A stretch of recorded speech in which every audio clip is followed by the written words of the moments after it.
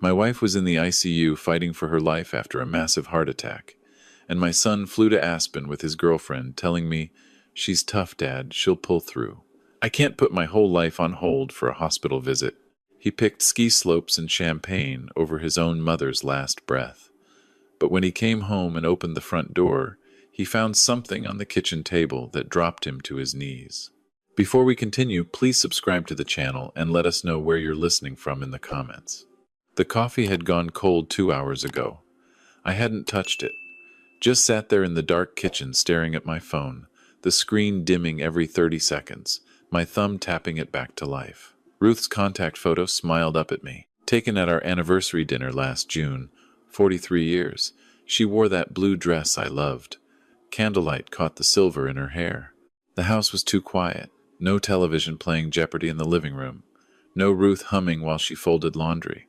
Just the refrigerator cycling on and off and the baseboard heaters clicking. February in Minnesota. 18 degrees outside. Felt colder in here. I picked up the phone. Scrolled to Dylan's name. Pressed call. 6 rings. I counted every one. "Hey, Dad." Background noise. Music thumping. Glasses clinking. A woman laughing close to the microphone. "What's going on?" "Not how's Mom? Not any update?" "What's going on?" "I'm calling about your mother, Dylan." "Right. Yeah. How's she doing?" "She had another episode this afternoon. They moved her back to the ICU." Pause. Someone said his name. Muffled. He covered the phone, said something I couldn't hear, came back. "That's rough." "But she's stable now?" "Stable isn't the word Dr. Chowdhury used." "Dad, look, I'm at Megan's parents' dinner thing. Can I call you in the morning?" "Your mother is asking for you." I know she is. But I literally just sat down. Megan's dad made reservations at this place 3 weeks ago. "Dylan, I'll come this weekend, okay? Friday. I'll drive up Friday." Friday is 5 days away. "Dad, I can't just drop everything. I have the Aspen trip Wednesday through Sunday. I told you about this 2 months ago." I stood up. Chair scraped the linoleum. "You're still going to Aspen?" "It's Megan's family trip. Her dad booked the whole lodge. I can't bail on them. Your mother is in the ICU." His voice shifted. Controlled. Practiced. "She's tough, Dad. She'll pull through. I can't put my whole life on hold for a hospital visit." That sounds harsh, but my therapist says I need to stop letting guilt dictate my decisions. I couldn't speak for 5 seconds. Maybe 10. "Dad, you there?" "Your therapist." "Yes. Dr. Feldman. I've talked about this. Setting boundaries with family expectations." Boundaries. I repeated the word. Tasted like ash. "Your mother can't breathe on her own, and you're setting boundaries. You're doing the guilt thing again. I gotta go. Megan's waving me over." "Dylan, wait." "Love you, Dad. Give Mom a kiss for me." "I'll text tomorrow." Click. Call ended. 1 minute 47 seconds. I set the phone face down on the counter. Stood there. Kitchen dark except for the light above the stove. Ruth always left that light on. Said the kitchen shouldn't be completely dark. Made the house feel abandoned. 9 steps to the living room. Hardwood floor, the plank near the doorway still creaked. Ruth and I argued about fixing it for 30 years. Never did. The mantel held photographs in mismatched frames. Dylan at 4, sitting on my shoulders at the state fair, cotton candy stuck to his eyebrow. Dylan at 7, holding a walleye he caught at Lake Vermilion, fish almost bigger than him. Dylan at 12, baseball uniform, bat over his shoulder, missing a front tooth from a line drive at practice. Ruth at the emergency room that night, holding an ice pack to his face, still smiling. Dylan at 17. Prom night. Rented tux.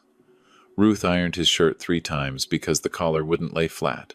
She drove 40 minutes to Duluth to find the exact shade of boutonniere that matched his date's dress. Coral pink. She called 6 florists.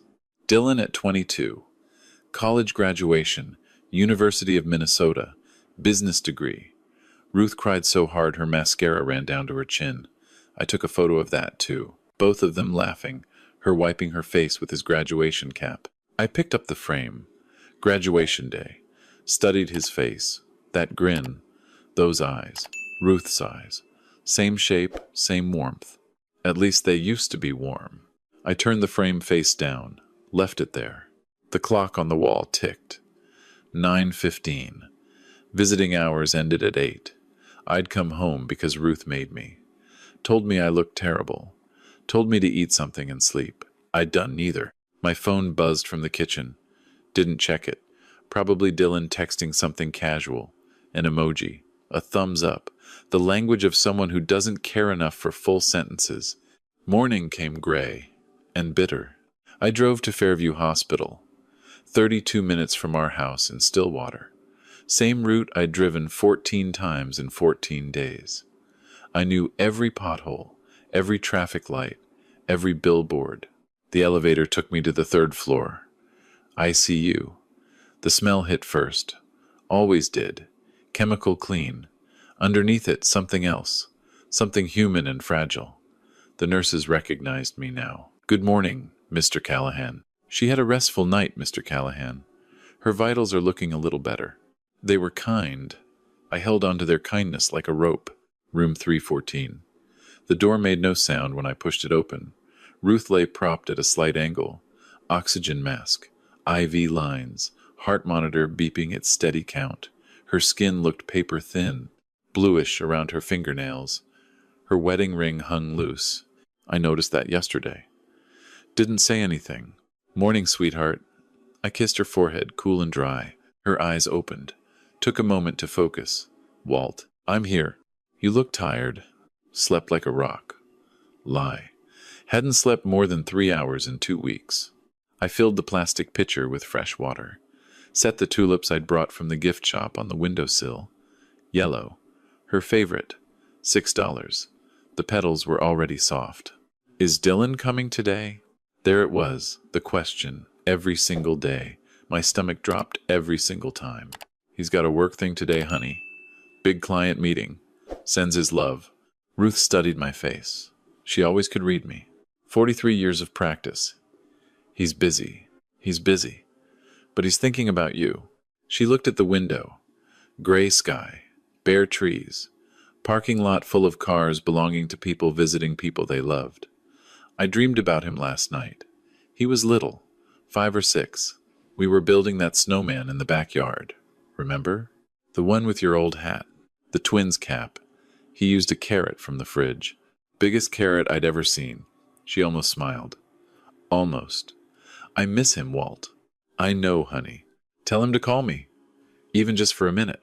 "I will." She closed her eyes. Drifted. The machines kept their rhythm. I sat and held her hand and watched the parking lot, and felt something harden behind my ribs. 11:30. Dr. Chowdhury found me in the hallway. She was direct. Always was. I respected that even when I hated what she said.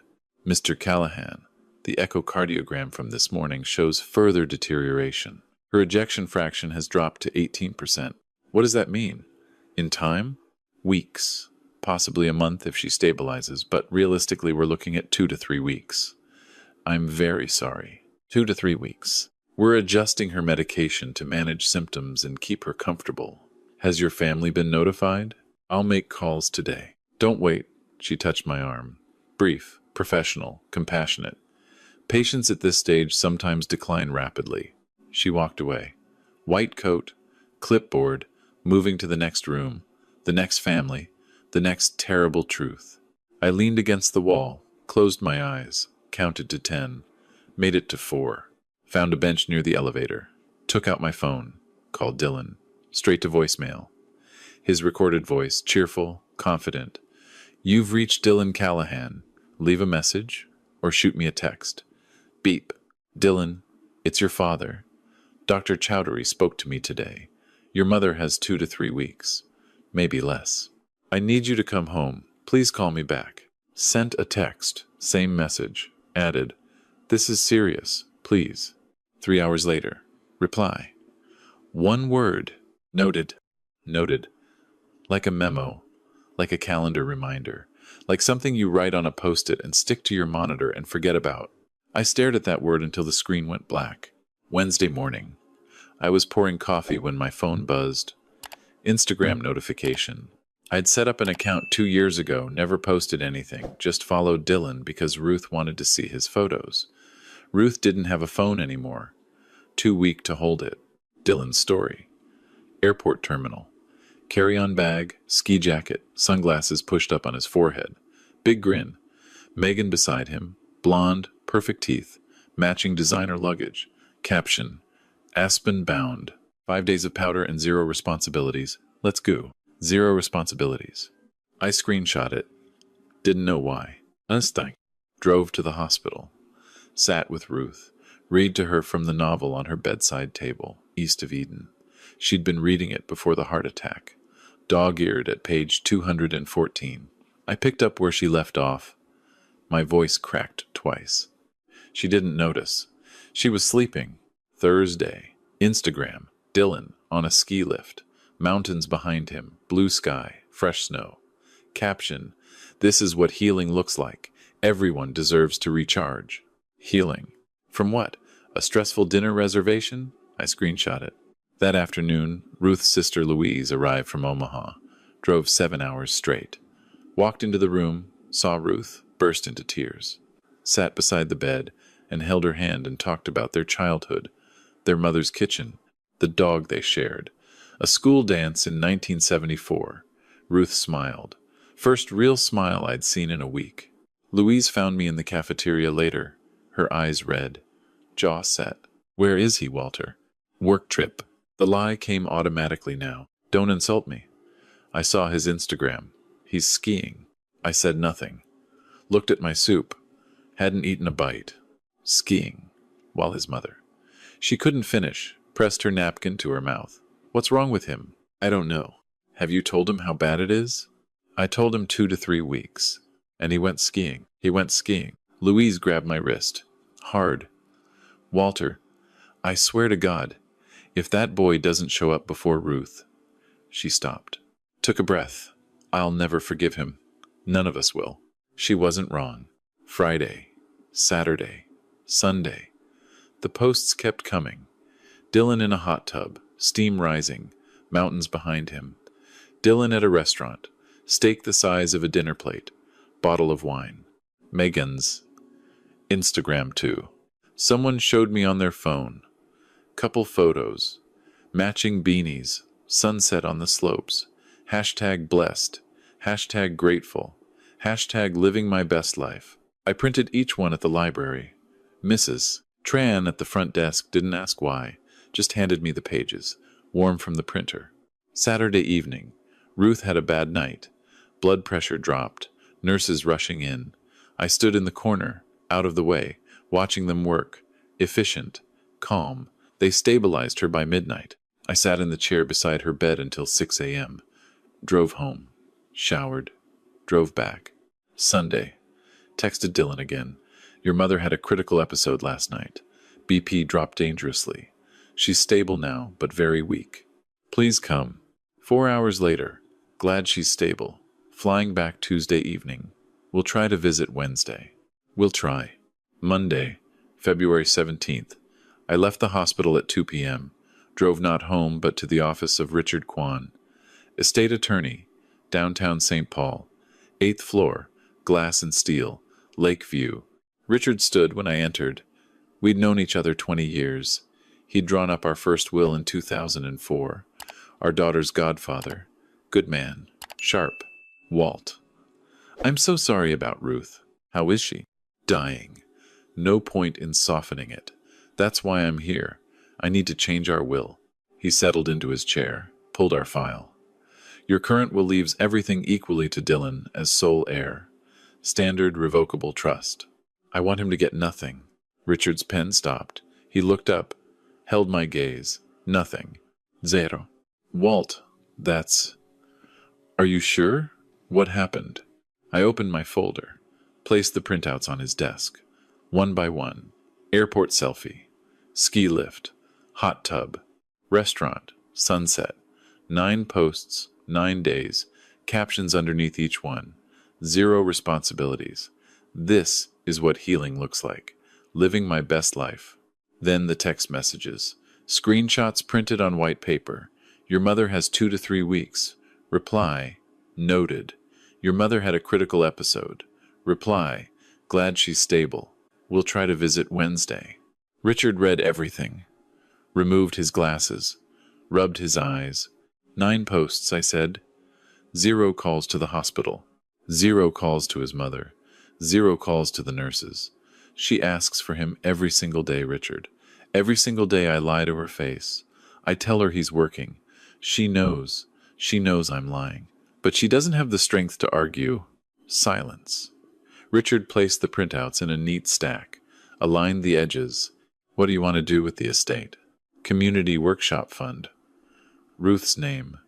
Free woodworking and trades classes for kids in Stillwater who can't afford college. Ruth always said not every kid needs a degree. Some need a craft. She believed that. Richard typed. Occasional questions. Total estate value, $540,000. House, $310,000, appraised last year. Savings, $180,000. Life insurance, $50,000. I answered each one. Steady voice. Clear head. Minnesota law allows complete disinheritance of adult children if explicitly stated, Richard said. We'll include an intentional omission clause. 2 witnesses required. We can execute today. Today. He drafted. I waited. 40 minutes. Printer hummed. I, Walter James Callahan, being of sound mind, intentionally make no provision for my son, Dylan Robert Callahan. This omission is deliberate and not due to oversight. My entire estate shall establish the Ruth Callahan Trades Foundation. He looked up. This is binding once signed. Good. Linda from the front desk witnessed. So did a paralegal named Jeff. I signed. Black ink. No hesitation. Richard sealed the documents. Handed me the envelope. Heavy. Final. One more thing. I leaned forward. A letter. Personal. To be included with the will. I dictated. Richard wrote, Dylan, your mother died while you were choosing yourself over her. She asked for you every day. You didn't come.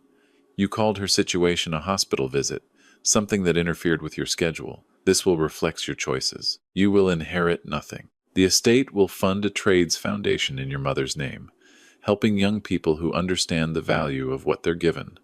This is not anger. This is consequence. Your father, Walter Callahan. Richard sealed the letter in a separate envelope, attached it to the will, shook my hand at the door. I support this, Walt.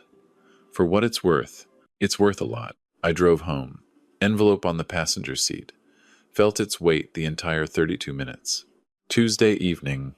Dylan's last Aspen post appeared while I sat beside Ruth's bed. She was sleeping more now, 18, 20 hours a day. The oxygen had been increased twice. His post. Sunset over mountains, glass of scotch in hand. Caption, last night in paradise, back to reality tomorrow. But wow, what a reset. Feeling recharged and ready for whatever's next. Whatever's next. He had no idea. I screenshot it, printed it the next morning, added to the folder, 10 posts total. 10 sunny, smiling, carefree posts, while his mother's heart failed one beat at a time. Wednesday. Thursday. Dylan didn't visit, didn't call, texted once. Jet lag is brutal, catching up on sleep. Will come this weekend for sure. For sure. 2 words that meant nothing from him. Thursday evening. Ruth woke up more alert than she'd been in days. Sometimes that happened. Dr. Chowdhury had warned me. Sometimes patients rally before the end. A last surge. A goodbye the body gives before it leaves. Walt. Her voice clearer, stronger almost. Sit close. I pulled the chair against the bed rail, took her hand. I know he's not coming. My throat closed. Ruth, don't lie to me. Not now. I can feel it. He's not coming. I couldn't speak. Just shook my head. A tear slid from the corner of her eye into the pillow. My baby. I'm sorry, honey. It's not your fault. She squeezed my hand. Weak, but deliberate. Promise me something. Anything. Don't hate him forever. He's lost. People get lost. I couldn't promise that. So I said, I love you, Ruth. I know you do. 43 years. I'd do it all again. Me too. Every day. She smiled. Real smile. The one from our wedding photos. The one from that anniversary dinner. The one that made me fall in love with her in the summer of 1980 at a county fair in Hastings. Read to me, Walt. The Steinbeck. I read. Page 214 to 231. My voice steady, because she needed it steady. She listened with her eyes closed. Around page 226, her breathing changed. Slower, longer gaps between each breath. I kept reading. At 9:47 p.m., between one sentence and the next, Ruth exhaled and didn't inhale again. The heart monitor changed its tone. Flat, continuous. Nurses came in. I didn't move, kept holding her hand, kept the book open on my lap. Louise was there. She'd been in the waiting room, came rushing in, sobbed against the bedrail.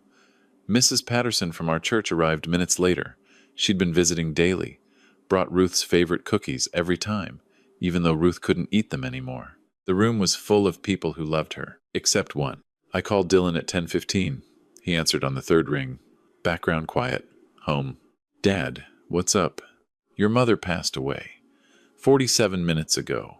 Silence. 5 seconds. 10. What? Ruth died tonight. 9:47 p.m. No, she was stable. You said she was stable. I said she was in the ICU with 2 to 3 weeks. That was 12 days ago. I was going to come this weekend. His voice cracked.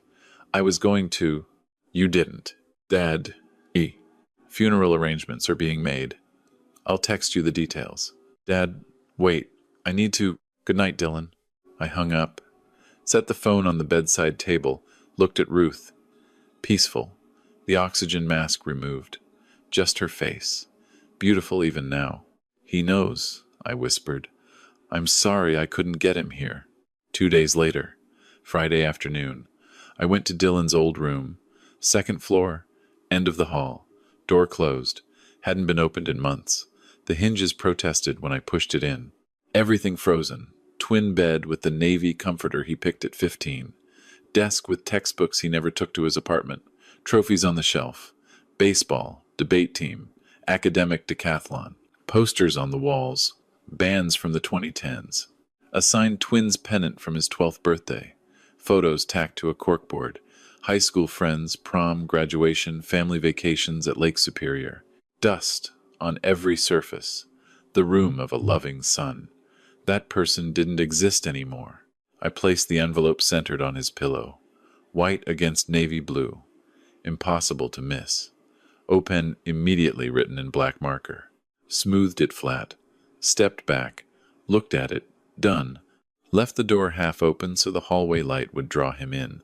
Saturday morning. Funeral. Morrison Blake Chapel on Main Street. February 22nd. Cold, bright day. Sun on snow. 91 people came. Ruth had touched that many lives. More. Chrysanthemums and tulips. Her favorites. Closed casket. White oak. Photos on easels. Ruth at 20, standing by the lake. Ruth at 35, teaching Dylan to ride a bike. Ruth and me at our 40th anniversary. Smiling. Always smiling. Dylan arrived late. 12 minutes after the service started. Dark suit. Unshaven. Sat in the third row, not the front. People noticed, whispered. Louise walked past him without a word. Mrs. Patterson gave him a look that could freeze Lake Superior solid. I stood at the podium. Ruth Ann Callahan was the finest person I have ever known. 43 years of marriage, and not one day did I take for granted. She was a teacher in every sense. She taught children, she taught neighbors, she taught me. She believed that everyone had something valuable inside them, some skill, some gift, and her mission was to help them find it. She said, "Not every kid needs a diploma, Walt. Some need a workbench and someone to believe in them. Her name will live on." The Ruth Callahan Trades Foundation will give young people the chance to learn a craft, build something with their hands, and find their purpose. That's her legacy. That's who she was. I didn't mention Dylan. Not once. After the service, people came to me. Hugs, handshakes, tears. Dylan stood near the door. Alone. Nobody approached him.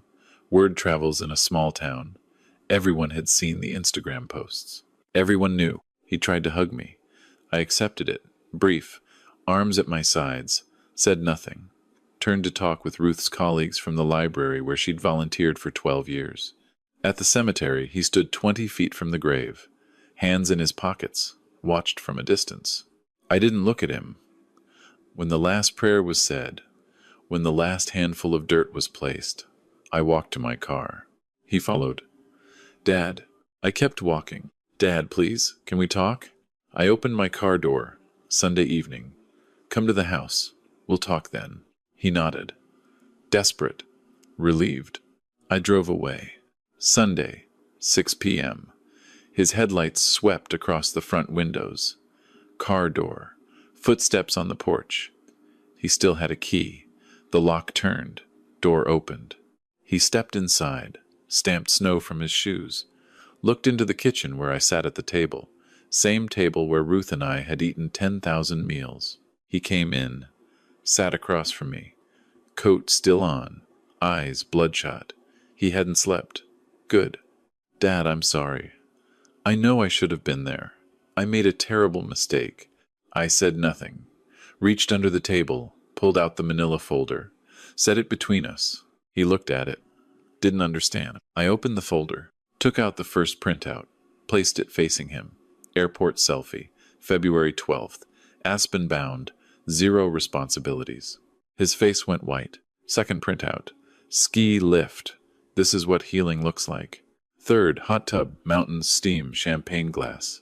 Fourth, restaurant, steak, wine, Megan smiling beside him. I placed them one by one. Methodical. Each photo paired with a date. February 12th. You posted this. I tapped the airport photo. That morning, your mother's oxygen was increased because her blood saturation dropped to 84%. Next photo. February 14th. Valentine's Day.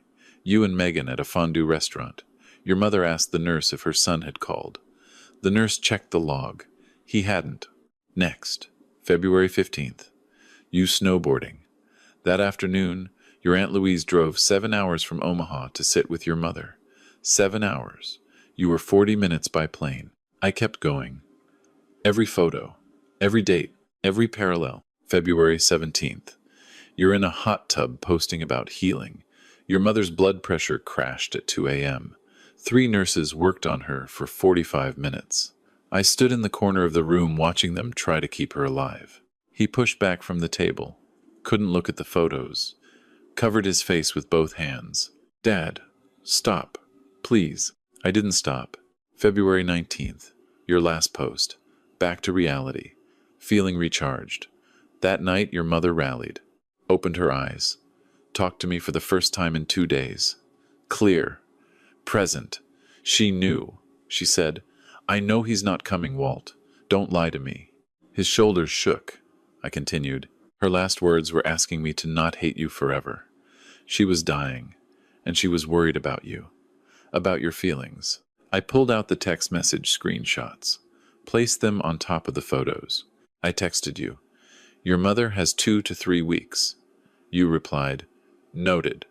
1 word. I pointed. I texted, critical episode, BP dropped. You replied, glad she's stable. We'll try to visit Wednesday. You didn't come Wednesday, or Thursday, or Friday. He was crying now, not performing. Real tears. 10 Instagram posts. 14 days, 0 calls to the hospital, 0 questions about her medication, her pain level, her last wishes, 0. I let the silence sit. 30 seconds. The kitchen clock ticked. The refrigerator hummed. Same sounds as every night, except Ruth wasn't here. There's an envelope on your pillow upstairs, I said. Go read it. He stared at me. Red eyes. Wet face. What envelope? Go. He stood, legs unsteady, walked to the stairs. I heard him climb. 14 steps. The creaking plank at the top. His bedroom door opening. Footsteps. 3 steps to the bed. Paper rustling. Envelope tearing. Silence. 10 seconds. 20. Then his voice. Reading aloud. Disbelief. I intentionally make no provision for my son, Dylan Robert Callahan. Louder now. Entire estate. Ruth Callahan Trades Foundation. $540,000. A sound I'd never heard from him. Something between a gasp and a moan. No. No, this isn't real. Footsteps. Fast. Coming down the stairs. He stumbled on the last three. Burst into the kitchen. Will in one hand. Letter in the other.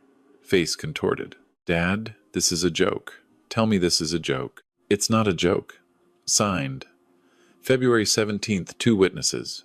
Richard Kwan drafted it. You can't do this. He waved the papers at me. $540,000. The house. Everything. You're giving it all to some foundation? Your mother's foundation. I'm your son. Are you? That stopped him. Same way you'd stop a charging animal with a wall. He stood there, mouth open, papers trembling in his hands. Dad. Voice small now. Bargaining. I made a mistake. People make mistakes. I'll do anything. I'll go to the cemetery every day. I'll volunteer. Whatever you want. What I wanted was for you to sit with your mother while she was alive. Hold her hand. Tell her you loved her. That's all she needed. All she asked for. I was going to come that weekend. She died Thursday. You were sleeping off jet lag. He dropped into the chair. Will and letter clutched to his chest, rocking slightly. I didn't know what happened so fast. I told you 2 to 3 weeks. That was 12 days before she died. The math was there, Dylan. You chose not to do it. Megan's family. The trip was planned for months. Her dad. I held up my hand. Stop. You're 36 years old. You made a choice. Powder and champagne over your dying mother. Live with it. I'll contest the will. Go ahead. Richard Kwan is the best estate attorney in the Twin Cities. I have your Instagram posts, your text messages, witness statements from nurses, from your Aunt Louise, from Mrs. Patterson, from Dr. Chowdhury. Every piece of evidence showing exactly who you are. A court will see it all. If you want that public, be my guest. He deflated, like someone had opened a valve. I can change. I know I can. Maybe. But not with your mother's money. What am I supposed to do? I don't know, Dylan. Figure it out.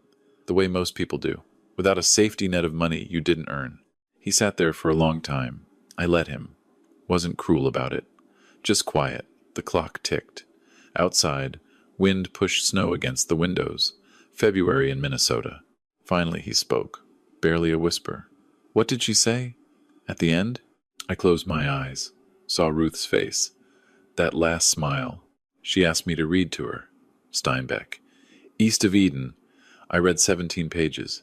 She listened with her eyes closed. Between one sentence and the next, she was gone. Peaceful. Quiet. Louise was in the waiting room. Made it in time to say goodbye. Mrs. Patterson brought flowers. The nurses cried. Everyone who cared about her was there. How was it? Except you. He folded forward. Forehead on the table, arms over his head, sobbing. The papers crumpled beneath him. I stood, pushed my chair in, placed my hand on his shoulder, held it there for 3 seconds, then removed it. The funeral was yesterday. You were there. You saw how many people loved her. 91. Every one of them showed up. Some drove hours. Your Aunt Louise drove 7 hours in a snowstorm. I paused. You live 40 minutes away. He didn't lift his head. You have until Tuesday to take anything you want from your room. After that, I'm donating what's left. I walked to the living room, sat in my chair, turned on the television, didn't watch it, just needed the sound. Something to fill the space where Ruth's voice used to be. Dylan left at 9:30. Didn't take anything from his room, just walked out. I heard his car start, tires crunching snow, headlights fading down the street. I locked the door behind him. 3 weeks later. March. The snow was melting. First hints of spring. Tiny green shoots pushing through brown lawns. Birds returning. Ruth would have loved it. She always said March was the bravest month. Everything daring to grow again after winter tried to kill it. I was sitting on the back porch. Coffee. Ruth's chair beside mine. Empty but there. Always there. The mail came at 11. I walked to the box. Electric bill, grocery flyer, a thick envelope from Kwan and Associates. I opened it on the porch. Read it twice. Dear Walter, I am pleased to inform you that the Ruth Callahan Trades Foundation has been officially registered with the state of Minnesota. Tax-exempt status has been granted. Foundation value, $540,000. First program cycle begins September 2025. 12 recipients selected. $4,500 annual scholarships, renewable for 2 years. Tools and materials provided. First recipient pending final approval. James Whitfield, 17. Son of a single mother. Works weekends at a hardware store. Wants to become a carpenter. 3.8 gigapascals. Volunteers building wheelchair ramps for elderly homeowners through his church. Exactly who Ruth would have chosen. Your wife's legacy is underway. Warmly, Richard. I set the letter down, looked at Ruth's chair, empty but full of her, full of 43 years. Took her photo from my wallet, the one from our anniversary dinner. Blue dress, silver hair, candlelight. That smile. I did it, sweetheart. Speaking to her the way I still did every morning. Every night. I know you'd say forgive him. You always were better than me. But I couldn't let someone who called your illness an inconvenience inherit what we built together. So your name helps kids now. Real kids. Kids like James, who works weekends and builds ramps for old folks and wants to learn what I spent my whole life doing. I looked at the yard, the garden beds Ruth had planned for spring, the birdhouse I built her for our 30th anniversary, the maple tree Dylan climbed as a boy, the one with the tire swing long gone. He lost more than money, Ruth. He lost you. He lost the chance to hear your voice one last time, to hold your hand, to tell you he loved you while you could still hear it. No amount of money equals that. He'll figure that out someday. Maybe. The sun broke through the clouds. First warm day in months. Light hit the snow, made it sparkle. The yard looked like it was covered in diamonds.